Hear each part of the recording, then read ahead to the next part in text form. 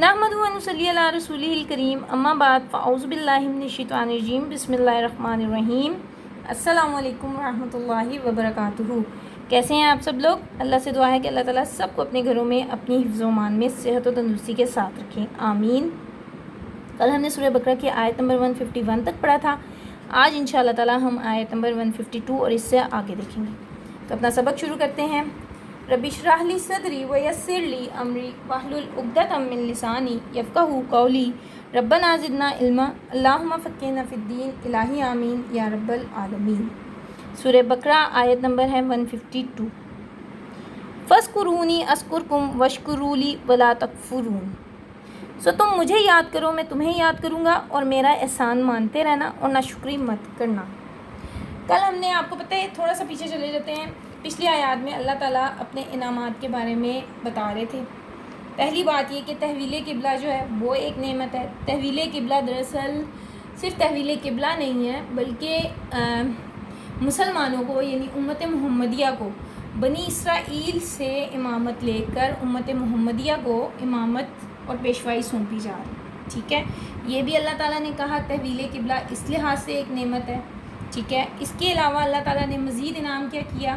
میں نے آپ کو بتایا کہ اللہ تعالیٰ نے حضرت ابراہیم علیہ السلام کی دعا قبول کی، مسلمانوں امت محمدیہ یعنی کہ ہم میں سے ہی ایک نبی جو ہے وہ مبعوث فرمایا، جو اللہ کی آیتیں پڑھ پڑھ کے سناتا تھا، لوگوں کو پاک کرتا تھا، ٹھیک ہے، اور اس کے علاوہ ان کا تزکیہ نفس کرتا تھا، انہیں دانائی اور حکمت کی باتیں سکھاتا تھا، کتاب کے بارے میں یعنی قرآن کے بارے میں بتاتا تھا، اور اس کے علاوہ اس نے لوگوں کو کہہ لیں یا امت کو، انہوں نے اس طرح سے اس کی تربیت کی کہ اس امت کی کایا ہی پلٹ گئی۔ لوگ جو ہیں وہ اجڑ اور گوار تھے، تہذیب یافتہ ہو گئے، ٹھیک ہے، آپس میں لڑتے مرتے تھے تو بھائی بھائی بن گئے، ٹھیک ہے۔ تو اللہ تعالیٰ فرما رہے ہیں کہ نبی کا مبعوث ہونا تم میں سے بھی، یہ بھی ایک بہت بڑی اللہ تعالیٰ کی نعمت اور انعام ہے۔ اب آگے اللہ تعالیٰ کیا فرما رہے ہیں؟ اللہ تعالیٰ فرما رہے ہیں مجھے یاد رکھو گے تو میں تمہیں یاد رکھوں گا، اور میرا احسان مانتے رہنا اور ناشکری مت کرنا۔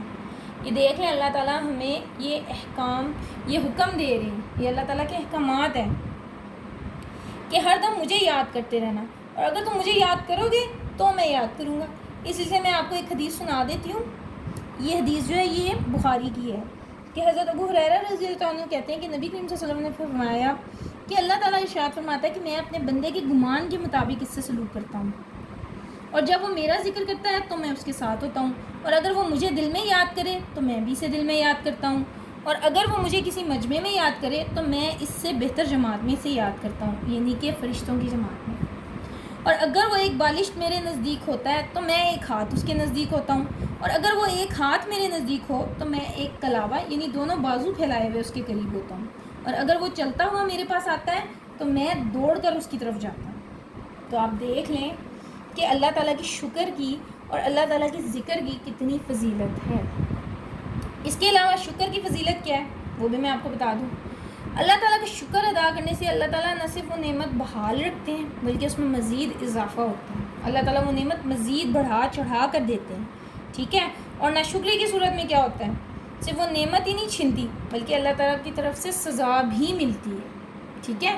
اب یہی آپ دیکھ لیں کہ بنی اسرائیل نے اللہ تعالیٰ کی دی ہوئی نعمتوں کی قدر نہیں کی، تو اللہ تعالیٰ نے نہ صرف ان سے امت کی پیشوائی یعنی کہ امامت، اور نہ صرف ان سے نعمتیں چھینی بلکہ وہ اللہ تعالیٰ کے عطاب اور سزا کے بھی مستحق ہوئے۔ اب تک دیکھ لیں کہ ان میں نے آپ کو پہلے ہی بتایا تھا کہ یہودی قوم جو ان کے پاس پیسہ، مال و دولت، فراوانی بہت ہے، لیکن ان میں افرادی قوت کی کمی ہے، ٹھیک ہے۔ ان میں وہ ایک ڈرپوک قوم ہے، بہادر قوم نہیں ہے، ٹھیک ہے۔ یہ بھی اللہ تعالیٰ کا ان پہ عذاب اور اللہ تعالیٰ کی طرف سے ایک سزا ہے۔ تو اللہ تعالیٰ فرما رہے ہیں، قرآن میں اللہ تعالیٰ ایک جگہ فرماتے ہیں لَإِن شَكَرْتُمْ لَأَزِيدَنَّكُمْ وَلَئِن كَفَرْتُمْ إِنَّ عَذَابِي لَشَدِيدٌ، یعنی کہ اگر تم شکر کرو گے تو میں اور زیادہ دوں گا، اور اگر تم ناشکری کرو گے تو سمجھ لو کہ میرا عذاب سخت ہے۔ تو اللہ تعالیٰ سے دعا ہے کہ اللہ تعالیٰ ہمیں اپنے شکر گزار بندوں میں شامل رکھے۔ آگے اللہ تعالیٰ فرما رہے ہیں یا ایھا الذین آمنوا استعینوا بالصبر والصلاۃ ان اللہ مع الصابرین، اے ایمان والو صبر اور نماز سے مدد لیا کرو، بے شک اللہ تعالیٰ صبر کرنے والوں کے ساتھ ہے۔ اب آپ کو ایک بات اور بتا دیں، دیکھیں اکثر لوگ جو ہے نا وہ لوگوں سے پوچھتے ہیں آپ ہمیں وظیفہ بتائیں، ہم فلانی مشکل میں ہیں ہمیں وظیفہ بتائیں۔ آپ یہ دیکھیں اللہ تعالیٰ نے خود ہی قرآن میں بتا دیا ہے کہ جب مشکل ہو، کوئی مشکل درپیش ہو، یا آپ دیکھیں کہ قرآن میں پہلے بھی آیا تھا ایک دفعہ اور آگے بھی آئے گا، کہ اللہ تعالیٰ فرما رہے ہیں کہ جب بھی مشکل اور آڑا وقت آئے تو اس میں صبر اور نماز سے مدد لینی ہے۔ ایک تو صبر کرنا ہے اور دوسرا نماز پڑھنے کا اللہ تعالیٰ حکم دے رہے ہیں، ٹھیک ہے۔ اب تحویل قبلہ کے ساتھ ساتھ امت مسلمہ کو جس امامت کے لیے تیار کرنا تھا اللہ تعالیٰ نے، اس کی راہ میں بے شمار مشکلات اور مسائل بھی پیش آنے تھے، ٹھیک ہے۔ تو لہٰذا اے مسلمانوں، ایسے اوقات میں صبر اور نماز سے کام لینا ہے۔ صبر سے انسان بہت سی مشکلات پر قابو پا لیتا ہے، اور نماز ان حالات میں نفس انسانی کو مطمئن کرنے کے لیے بہت بڑا کام کرتی ہے، ٹھیک ہے۔ بندے کا اللہ پر نماز پڑھنے سے ہوتا کیا ہے؟ بندے کا اللہ پر توکل بڑھتا ہے، اور یہی توکل جو مشکلات میں ثابت قدم رہنے کے لیے ایک بہت بڑا سہارا ثابت ہوتا ہے، ٹھیک ہے۔ اس کے علاوہ صبر کرنے والوں کے ساتھ اللہ کی معیت وہ بھی ہوتی ہے، ٹھیک ہے۔ ایسے لوگوں کو اللہ تعالیٰ کی طرف سے امانت اور توفیق نصیب ہوتی رہتی ہے، جیسا کہ مثل مشہور ہے کہ صبر کا پھل میٹھا ہوتا ہے، ٹھیک ہے۔ اور یہ بات ہر انسان کو اپنے ذاتی تجربات کی بنا پر بھی معلوم ہوتی رہتی ہے کہ جتنا وہ صبر کرتا ہے اللہ تعالیٰ اس کو اتنا بڑا انعام دیتے ہیں۔ آپ کو شاید یاد ہو ایک بات کہ حضرت یوسف علیہ السلام نے 40 سال صبر کیا تھا۔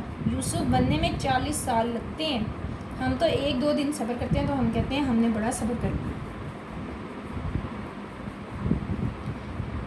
آپ کو پتہ ہے مومن جو ہے اس کو 2 طرح سے اجر ملتا ہے، یعنی ہر حال میں وہ اجر ہی پاتا ہے اللہ تعالیٰ سے۔ کیسے؟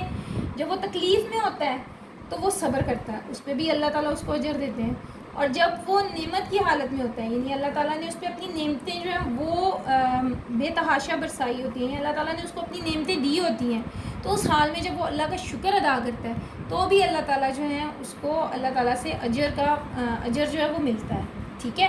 تو مومن دونوں حالتوں میں ہی فائدے میں رکھتا ہے۔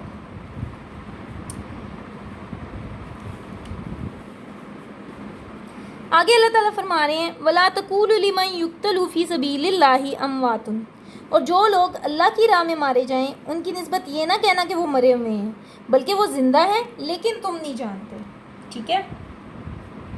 اب یہاں پہ اللہ تعالیٰ جو ہے لوگوں میں جہاد فی سبیل اللہ کے جذبے کے لیے، ٹھیک ہے، کہ لوگوں میں جہاد فی سبیل اللہ کا جذبہ پیدا ہو، اس کے لیے بھی اللہ تعالیٰ یہاں پہ فرما رہے ہیں کہ جو لوگ اللہ کی راہ میں شہید ہو جاتے ہیں ان کو مردہ مت کہو، یعنی شہادت کا رتبہ اتنا بڑا ہے، ٹھیک ہے۔ اس کے علاوہ ایک حقیقت یہ بھی ہے کہ شہید کی موت جو ہے وہ قوم کی حیات ہوتی ہے، ٹھیک ہے، یعنی شہید دراصل حیات جاودہ پا لیتا ہے، اور اس سے روح شجاعت بھی تازہ رہتی ہے۔ اب میں آپ کو ایک اور بات بتا دوں کہ نبی کریم صلی اللہ علیہ وسلم نے فرمایا تھا کہ شہداء کی روحیں سبز پرندوں کے جسم میں ہوتی ہیں، یعنی وہ مردہ نہیں ہوتے، اور ان کے لیے عرش کے ساتھ کچھ قندیلیں لٹکی ہوئی ہیں، اور یہ روحیں جنت میں جہاں چاہتی ہیں سیر کرتی پھرتی ہیں اور پھر ان قندیلوں میں واپس آ جاتی ہیں، ٹھیک ہے۔ تو یہاں پہ اللہ تعالیٰ جو ہے یہ فرما رہے ہیں کہ ایک تو اس سے لوگوں آپ کو پتہ ہے جب یہ مدینہ میں صورت نازل ہوئی تھی اور مسلمانوں کے حالات بھی آپ کو پتہ ہے، سب سے پہلے غزوہ جو ہے وہ غزوہ بدر ہوا تھا جو مسلمانوں اور کفار کے درمیان ہوا تھا۔ مسلمان اس میں صرف 313 تھے، جبکہ کفار جو ہے ان کا لشکر جو ہے مسلمانوں کی نسبت 3 گنا زیادہ تھا، ٹھیک ہے، 1000 کا لشکر تھا ان کا۔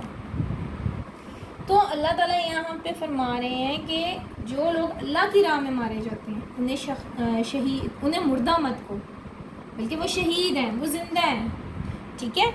تو یہاں پہ اللہ تعالیٰ نے شہادت کا جو رتبہ ہے وہ بتا دیا۔ شہید صرف یہ نہیں ہوتا کہ جو میدان جنگ میں مارا جائے، کوئی بھی اللہ کی راہ میں کام کرتا ہوا اگر شہادت پا لیتا ہے، مر جاتا ہے، تو وہ شہادت کا رتبہ ہی ہوتا ہے، ٹھیک ہے۔ اللہ تعالیٰ سے دعا ہے کہ اللہ تعالیٰ ہمیں نیک اعمال کرنے کی توفیق عطا فرمائے، اور اللہ تعالیٰ ہمیں اپنے پسندیدہ بندوں میں شمار کر لے، اللہ تعالیٰ ہمیں اپنے پسندیدہ بندوں میں شامل کر لے۔ اللہ تعالیٰ ہمیں قیامت کی گرمی اور قیامت کے عذاب سے بچا لے. اللہم حسبنی حسابا یسیرا. اللہ تعالیٰ ہم سے آسان حساب لے. آپ سب کا میرے ساتھ رہنے کا اور قرآن سننے کا بہت شکریہ. اللہ تعالیٰ سے دعا ہے کہ اللہ تعالیٰ آپ کو اس کی بہترین اجر دے. جزاکم اللہ خیرا کثیرا. وما علینا الا البلاغ. السلام علیکم ورحمۃ اللہ وبرکاتہ.